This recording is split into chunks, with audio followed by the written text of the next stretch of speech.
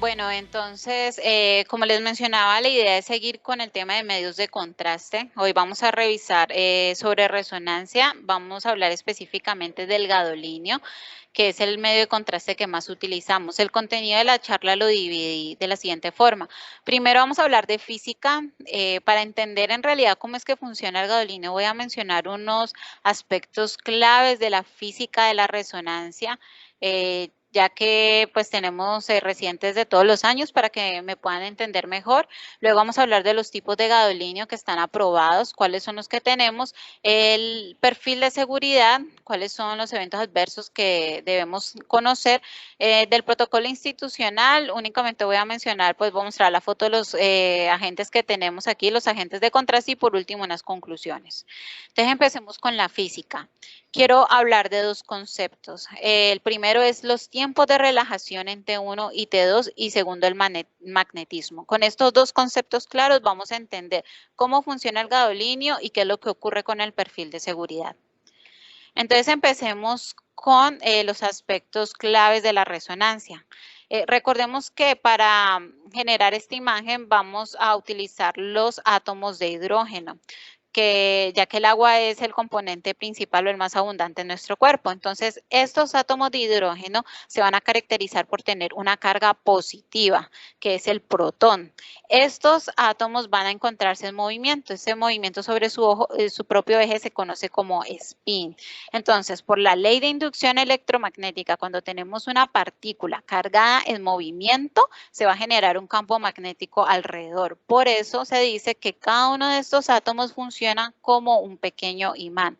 Y en ausencia de un campo magnético externo, cada uno va a estar por su lado, van a ser muy aleatorios. ¿Qué ocurre cuando exponemos esto a un campo magnético externo? O sea, cuando introducimos al paciente en el resonador. Lo que va a ocurrir es que estos átomos se van a alinear respecto a este campo magnético externo, unos a favor y otros en contra, paralelos y antiparalelos. Esto ocurre dependiendo del estado de energía de esos átomos, que puede ser alto o puede ser bajo. Aquellos que tienen un estado bajo se van a alinear paralelos o a favor de ese campo magnético externo. Y aquellos que tienen un mayor grado de energía se van a alinear antiparalelos o en contra. Esa flecha blanca que vemos aquí es el vector de magnetización neto que refleja como el resultado o el balance final de todo esto, ya que en estos casos lo que ocurre es que predominan aquellos de baja energía. Entonces, ya pasamos al fenómeno de la resonancia, perdón, al fenómeno de la resonancia magnética como tal. Y lo que ocurre para que se dé este fenómeno es que generamos una onda de radiofrecuencia, la cual va a tener la misma frecuencia de precesión, o sea, la misma velocidad a la cual está girando este átomo de hidrógeno. Tienen que coincidir las frecuencias para que se dé el fenómeno. Y lo que va a ocurrir es que este átomo va a ganar energía. Si él gana energía, va a cambiar este estado donde predominaban los de baja energía. Entonces, estos van a cambiar y ahora vamos a tener una mayor cantidad de átomos de alta energía. Entonces, este vector de magnetización neto va a cambiar. Inicialmente, como les mostraba, estaba alineado paralelo o a favor de ese campo magnético externo. Este es el plano longitudinal. Pero dependiendo de la magnitud y de la duración de este pulso de radiofrecuencia, que en la mayoría de casos tiene un ángulo de 90 grados, va a cambiar a un plano transversal. Aquí ya por fin vamos a llegar a ese concepto de los tiempos de relajación, que son fundamentales para entender el tema del gadolinio.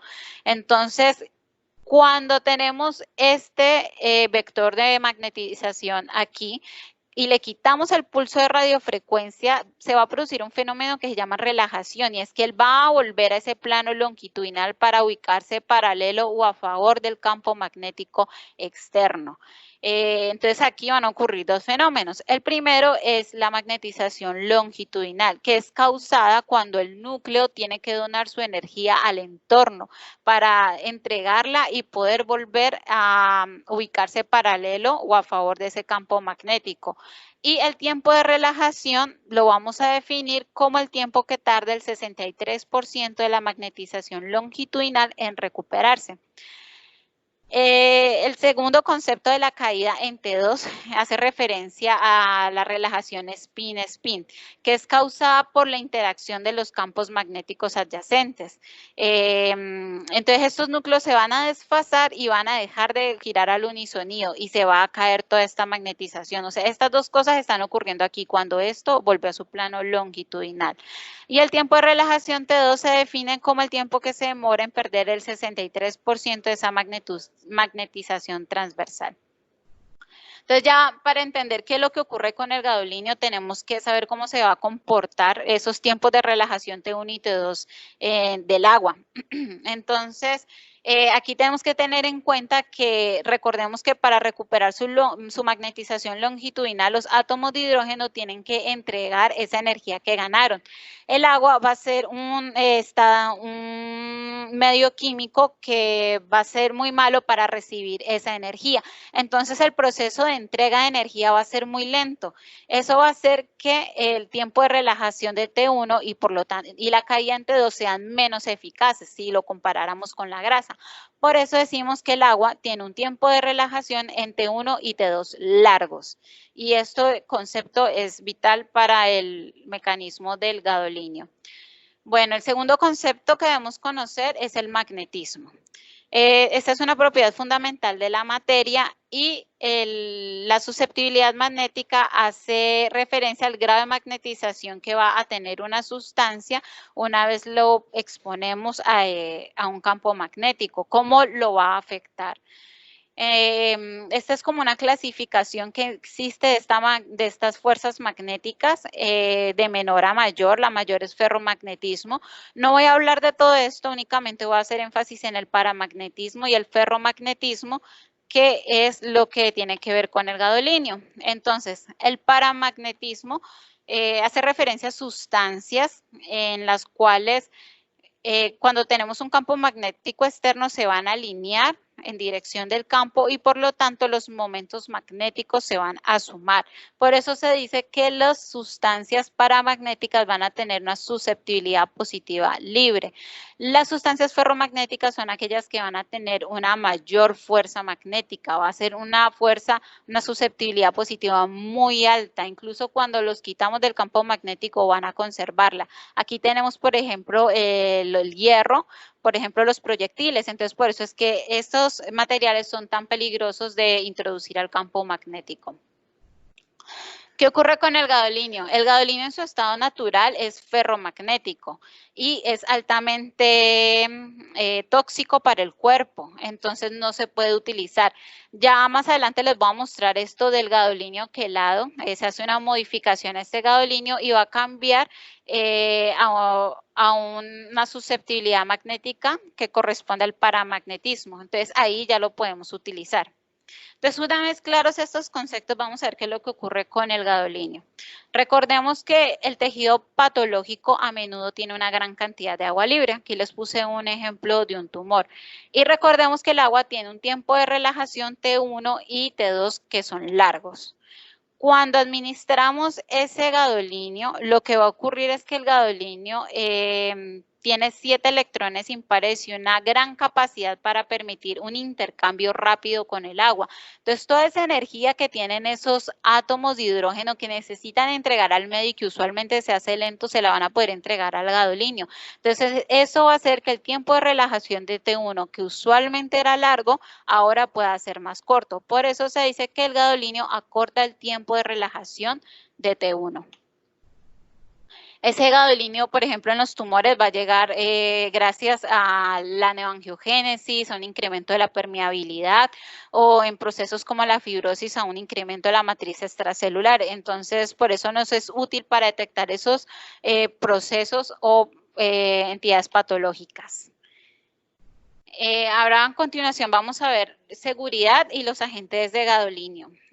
El gadolinio, como les mencioné, en su estado nativo es altamente tóxico. Es un metal pesado. Otros ejemplos de estos son el plomo y el mercurio. Y son letales para los humanos porque tienden a acumularse y resultan tóxicos. Entonces vamos a tener unas sustancias con una alta afinidad por estos metales que son los agentes quelantes y eso nos permite modificar la molécula. Por ejemplo, el gadolinio lo podemos unir con un agente quelante. El primero con el cual se reportó esta unión fue el DTPA, lo cual permite modificar la molécula y que sea menos tóxica, porque va a poder excretarse, eliminarse del cuerpo. Cuando está en su estado nativo se iba a pegar a las diferentes moléculas, membranas, proteínas, enzimas, matriz ósea, etcétera, y con esa modificación ya la podemos eliminar vía renal. Tablita la saqué de la página de la FDA, es la última actualización del 2007, donde colocan cuáles son las moléculas que están aprobadas. Actualmente son 8 por esta organización. Y hay una cosa importante aquí, que hay una diferencia en la estructura química. Hay unas que van a ser lineales y otras macrocíclicas. Y vamos a ver cómo esto va a afectar el perfil de seguridad de estas moléculas. Entonces, la información que viene a continuación, la mayoría la saqué de estas dos guías, principalmente de la guía de la ACR, de esta actualización que es reciente y dan una excelente información. Vamos a empezar por las reacciones adversas. Entonces, estas reacciones adversas del gadolinio son menos frecuentes cuando las comparamos con las de los contrastes yodados. De hecho, tienen un porcentaje muy bajo, 0,7 a 0 a 2,4%. Y eso es para una dosis de 0,1 a 0,2 milimol por kilogramo. Esta dosis de 0,1 es la que se suele utilizar. Y cuando se presentan las reacciones adversas suelen ser leves, como náuseas, cefalea, parestesias o mareos. Las reacciones anafilácticas son muy poco frecuentes y las alérgicas también, como vemos, son porcentajes muy bajos. Por eso se dice que el gadolinio tiene un excelente perfil de seguridad y durante los primeros años después de su aprobación se utilizó con mucha tranquilidad. En pacientes con diagnósticos de asma u otras alergias se considera que tienen un riesgo incrementado. Sin embargo, en la guía especifican que no hay un procedimiento especial para estos pacientes, porque en realidad, aunque hay un riesgo incrementado, sigue siendo muy bajo. ¿Y qué hacemos con esos pacientes que tienen una historia previa de alergia a este medio de contraste? Se considera que está contraindicado el gadovenato dimeglubina. No lo podemos aplicar de ninguna forma. Y si la historia de alergia fue moderada, severa, debemos cambiar la molécula que se está utilizando y premedicar. Sin embargo, la guía también dice, la de la ACR, que en realidad no hay una evidencia clara sobre el cambio de molécula, que de verdad ayuda a estos pacientes con una historia de alergia. Se considera que esos pacientes tienen una frecuencia 8 veces mayor de presentar una alergia cuando ya tienen una reacción previa.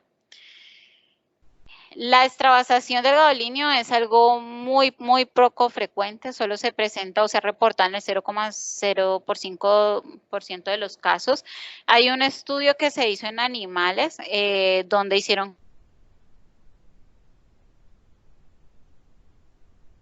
cuando se presentaba esa extravasación, pero ya que es algo tan poco frecuente, además el volumen que utilizamos en estos contrastes, a diferencia de los yodados, es tan bajo, en realidad casi no está descrito eso del síndrome compartimental a diferencia de los yodados.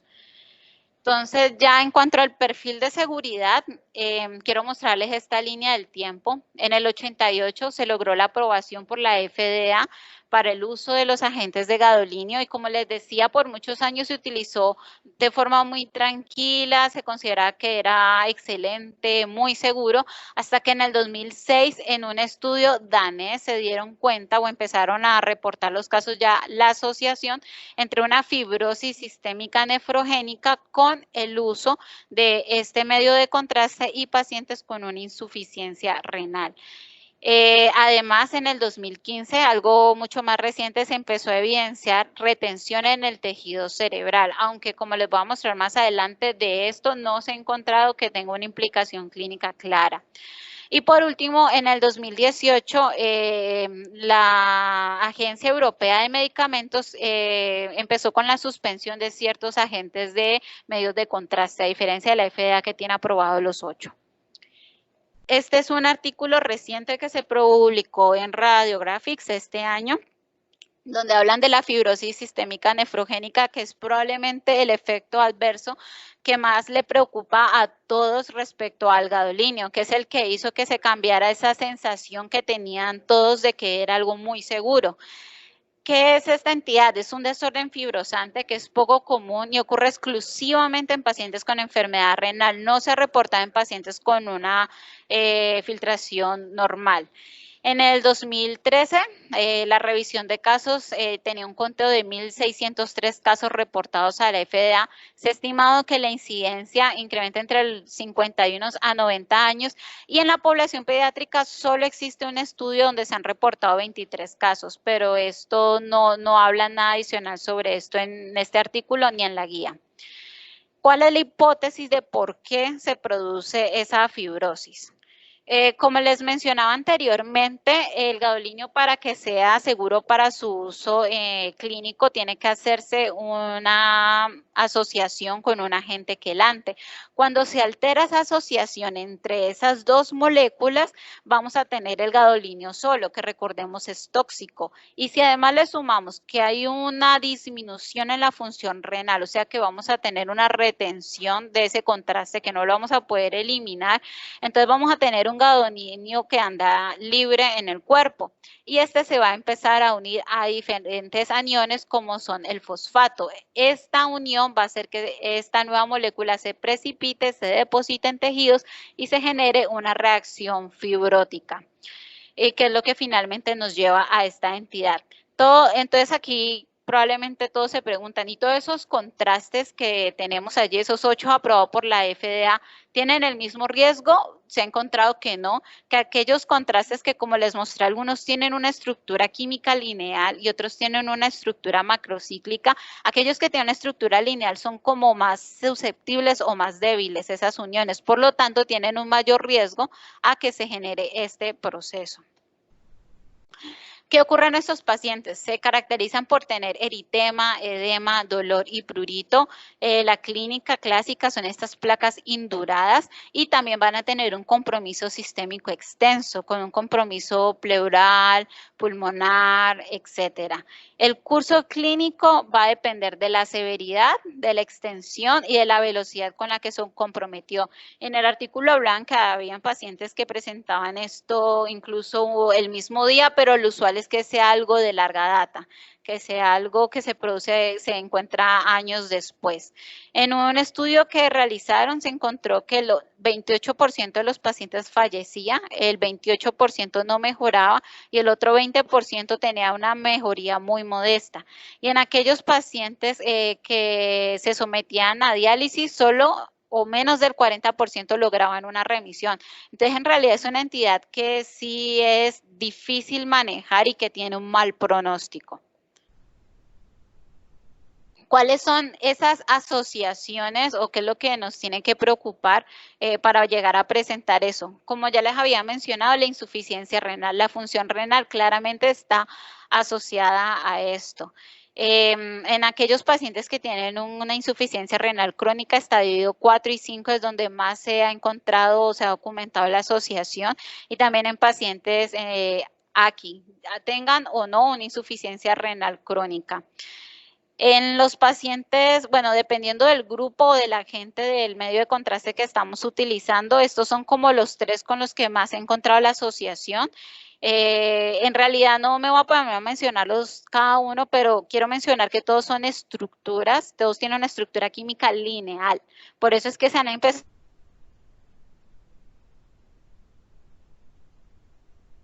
En cuanto a la dosis, entre mayor dosis administremos, mayor riesgo vamos a tener de presentar esta patología. Y no se ha encontrado como tal un riesgo con una dosis acumulativa, es con la cantidad que aplicamos en una sola dosis. Además, se han descrito otras asociaciones como son condiciones proinflamatorias, pacientes en sepsis, etcétera, acidosis metabólica, aquellos que reciben terapias de eritropoyetinosis altas y niveles de hierro elevado. Esto lo describen en las guías, pero hay que tenerlo en cuenta, pero no son como factores completamente decisivos. Esta es una tabla del artículo donde muestran las diferentes moléculas y su riesgo de presentar esta patología. Como les mostraba, aquellas que tienen una estructura química lineal son las que tienen un mayor riesgo y eso se clasifica como grupo 1. Grupo 1 de riesgo son los que mayor número de casos van a tener asociados. Vamos a tener otras moléculas clasificadas como grupo 2, que evidentemente tienen un menor número de casos, la mayoría de ellas macrocíclicas, y por último hay una clasificación grupo 3 que corresponde a un agente nuevo, que en realidad no existen muchos estudios sobre este agente, por lo cual lo dejaron como un riesgo intermedio porque todavía no se conoce. ¿Qué ocurre con estos grupos? El grupo 2, entonces, cuando hacemos una administración del contraste a dosis estándar o inferior, se considera que el riesgo es bajo o incluso inexistente, por lo cual dicen que la evaluación renal es opcional. En cambio, si vamos a administrar un medio de contraste grupo 1 y 3, sí hay un elevado riesgo de presentar esta entidad. Por lo tanto, está totalmente contraindicado en aquellos pacientes que se encuentren en diálisis, en aquellos con insuficiencia renal grado 4 o 5, con filtración menor de 30, que ese es el valor que manejamos en nuestro protocolo institucional, o en aquellos pacientes aquí. Finalmente, respecto a esa parte de la fibrosis nefrogénica, estas son como el resumen de lo que dicen las guías de la FDA y la europea. Como vemos, la FDA no decidió suspender o restringir ninguna de estas moléculas. Sin embargo, la europea sí realizó la suspensión de esta, que es una lineal de estas dos, que son las que más asociación han demostrado con esta entidad. Otra cosa importante, y como les mencioné recientemente, se ha demostrado, se ha encontrado que hay un depósito de gadolina en diferentes tejidos. Uno de ellos es en el tejido cerebral. Sin embargo, hasta el momento no se ha encontrado, no se ha documentado una enfermedad clínica asociada a esto. Y lo que vamos a encontrar en las resonancias es en un T1 simple la presencia de hiperintensidades en el núcleo dentado, o en el globus pálidos. En estos pacientes, a diferencia de la patología que hablábamos antes, no se encontró una clara relación con enfermedad renal. Se presenta en pacientes con función renal alterada o normal. Y por último, quería mencionar que en un estudio que se realizó en 13 pacientes, se encontró que aquellos que tenían más de 30, una historia de más de 35 administraciones de resonancia con gadolínio, o sea, 35 resonancias con contraste, podían presentar esta imagen de retención en el 100% de los casos. Dos preguntas frecuentes que se suelen hacer, y estas las saqué de las guías ESUR, es si puede administrarse agentes yodados y basados en gadolínio de forma segura en el mismo día, y esto lo encontramos frecuentemente en nuestra práctica clínica. Muchos se van a encontrar con esta pregunta durante los turnos. Y la recomendación de la guía es que para reducir la nefrotoxicidad, si el paciente tiene una función renal normal, se hagan los estudios con un intervalo de 4 horas. Y si el paciente tiene una función renal alterada, o sea, con una tasa de filtración menor de 30, se hagan con un intervalo de 7 días. Otra pregunta frecuente es ¿cuánto tiempo debe pasar entre la inyección de 2 medios de contraste basados en gadolínio? Le hicieron un cerebro y luego decidieron hacerle un abdomen. Entonces, la recomendación es la misma, mirar la función renal, y si es normal, esperar 4 horas, y si está alterada, esperar 7 días. Por último, vamos a hablar de una población que es muy especial y que frecuentemente nos van a preguntar cuando se haga un estudio de estos pacientes, el embarazo y la lactancia. Entonces, las guías y lo que encontré en la literatura dicen que no se han realizado estudios controlados adecuados para definir esto. Hay un estudio que es el que les traigo aquí, publicado en el 2007, donde realizaron un estudio prospectivo en una cohorte de 26 mujeres que durante el primer trimestre tuvieron esa exposición a gadolínio. Y no se encontró ninguna evidencia de teratogénesis o mutagénesis. Entonces, en realidad aquí concluyeron que no se han reportado efectos adversos en fetos humanos asociados a ese gadolínio. Este es otro estudio, es retrospectivo, lo que en realidad era una base de datos de un pueblo de Canadá, publicado en el 2006, donde buscaban como la asociación de la exposición de ese gadolínio al embarazo también en el primer trimestre, y encontraron aquí que sí había una asociación con condiciones reumatológicas, inflamatorias o infiltrativas. Sin embargo, la evidencia o como tal la metodología de este estudio tiene demasiadas limitaciones, entonces la misma guía concluye que no podemos basarnos en esto. Por lo tanto, hay demasiadas controversias en cuanto a si el embarazo de verdad afecta o no.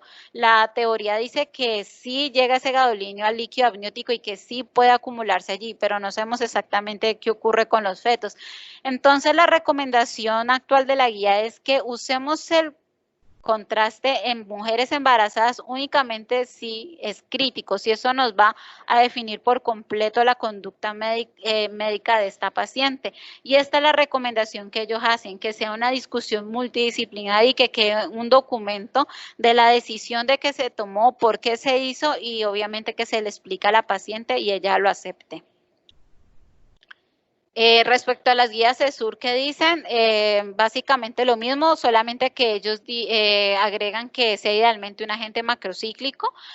También agregan que no se ha demostrado que se tenga que hacer alguna prueba neonatal a los niños que se recibieron un medio de contraste basado en gadolínio. Y respecto a la lactancia, no se demostró que haya algún tipo de contraindicación. En las dos guías mencionan que la cantidad de gadolínio que va a llegar a la leche materna es demasiado baja como para poder generar algún tipo de toxicidad en el neonato.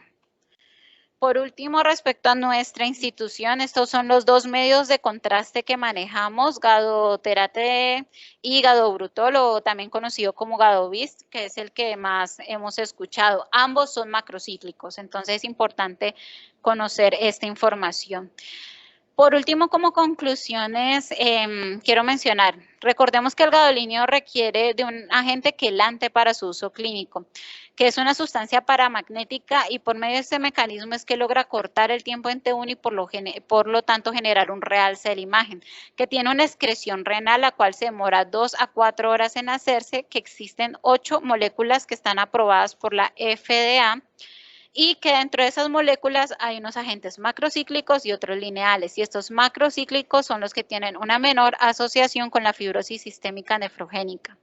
Por último, que la insuficiencia renal es un factor de riesgo claramente asociado, tenemos que vigilar esto muy bien. Y otros factores que pueden influir a esta entidad es la concentración que estamos manejando del medicamento y estados proinflamatorios, como sepsis, que son estados frecuentes en los pacientes a los cuales sometemos a resonancias de urgencias.